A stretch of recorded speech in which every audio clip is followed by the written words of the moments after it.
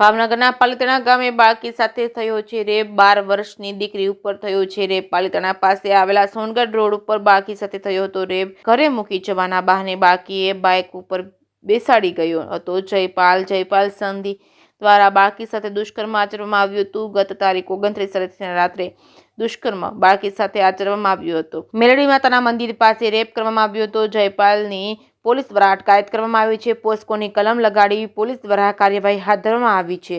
જે કેસની ગુજરાતી સાથે હિરેન ભાયણી, ભાવનગર.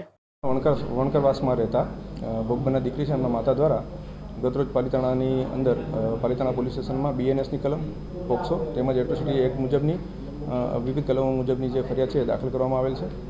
સદરુ બનાવની વિગત જોઈએ તો સદરુ કામનો આરોપી જયપાલ સંધી કે જે માર્કેટિંગ યાર્ડ પાલિતાણા ખાતે શાકભાજીની છૂટક મજૂરી સાથે સંકળાયેલ છે, તેમની તથા ભોગ બનનાર દીકરીની છેલ્લા 4-5 મહિનાથી અલગ અલગ જગ્યાએ જે મજૂરી કામ માટે જતા, જેથી કરીને તેમની ઓળખાણ હતી.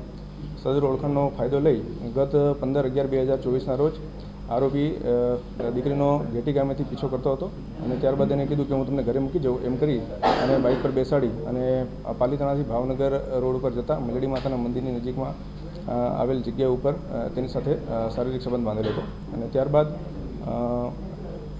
4 થી 5 વખત અલગ અલગ જગ્યાએ સંબંધ બાંધેલ હતા.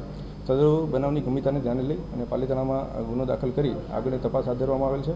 આરોપી છે હસ્તગત કરી અને હાલ અટક કરવાની પ્રક્રિયા છે ચાલુ છે.